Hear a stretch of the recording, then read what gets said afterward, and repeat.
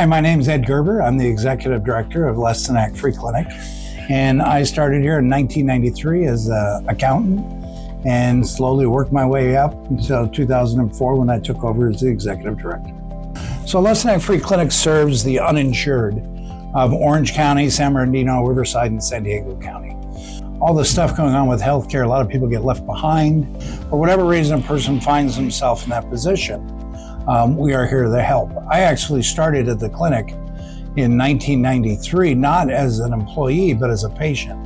So I found myself in a place where I didn't have insurance, and this is where I was recommended to go to get care that I needed to get. So I know what it's like to be there. I've been there, and I never want anybody to worry about healthcare and where are they going to get it.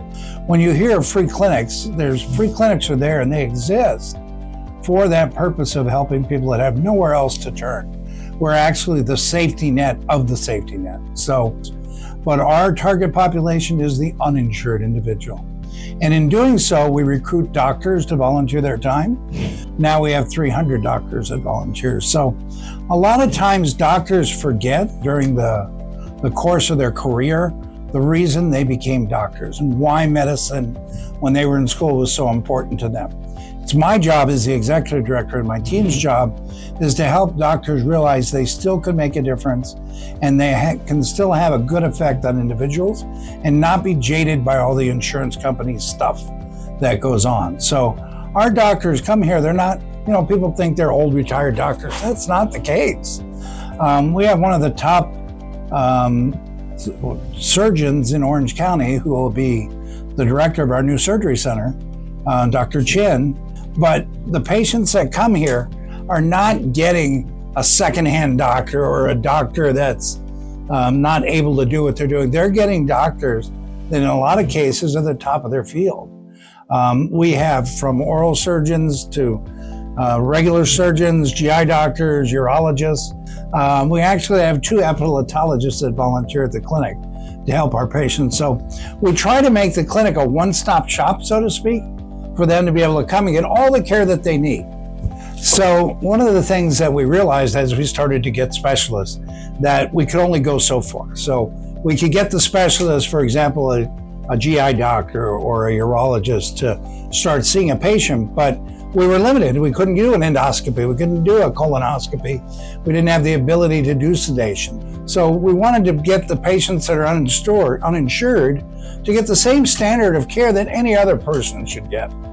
So we realized in that happening in having to move further and do different things, that we needed to expand once more, and not just to do specialty care, but take it to the next level, so that where we could do surgeries for individuals. So we started by doing surgeries once a month at a ambulatory surgery center that let us borrow their space. So we wanted to get our feet wet, so to speak. Could we do this? Could we manage the patients? Could we deal with getting doctors to volunteer, anesthesiologists, nurses? Could we do that? And we were very successful. So then we started to think big. We said, okay, if we're gonna do this, let's build our own surgery center. So, thanks to a very generous donor, one individual gave us $3.5 million to build this project. So, but in doing so, what he wanted to do was how can we replicate what we do here? We want to learn from what we're doing here so that this can be replicated in other places across the country. And if we can do it in California, we can do it anywhere. California was going to be the toughest place in the country to be able to get all the permits and everything to be able to get it done. So he chose this as being the place to start it. So one of the questions came up, why do accreditation at all, or why go through all this? And one of the things goes back to that same statement I made before, because the patients deserve it. Because the individuals that we're treating deserve to have that quality of care that anybody else could come.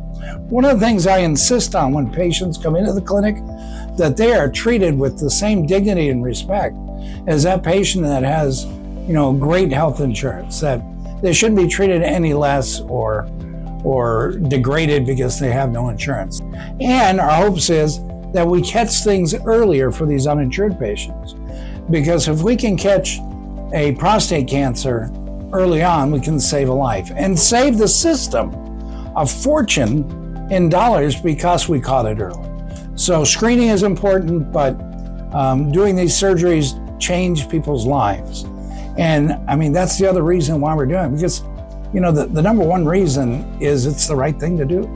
But whatever it is, if we all work together, we can make a difference in society and actually make people's lives better. And that was the biggest thing that in the decision to build the surgery center was, how do we keep sustainability? What are we going to do to sustain this clinic to be able to keep it? So one of the things we also try to do to help keep down the costs of sustaining the clinic is getting donations. So Alcon, for example, donated the equipment that we'll need to do the cataract surgery. Another would be Massimo, donating the equipment that we need to be at each of the bays of the surgery center.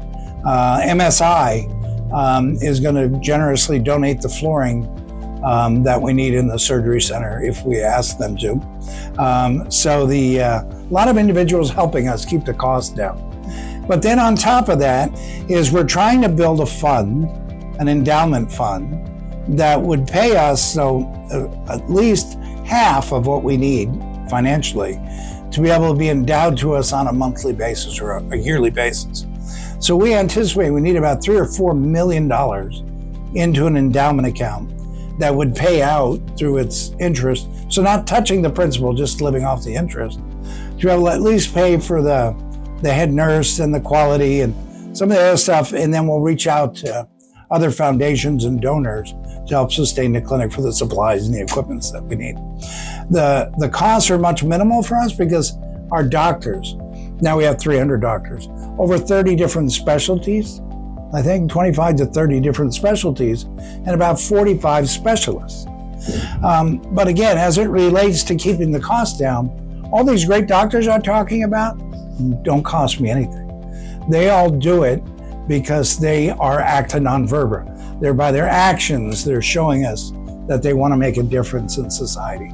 So our nurses, our doctors, and our anesthesiologists all volunteer their time.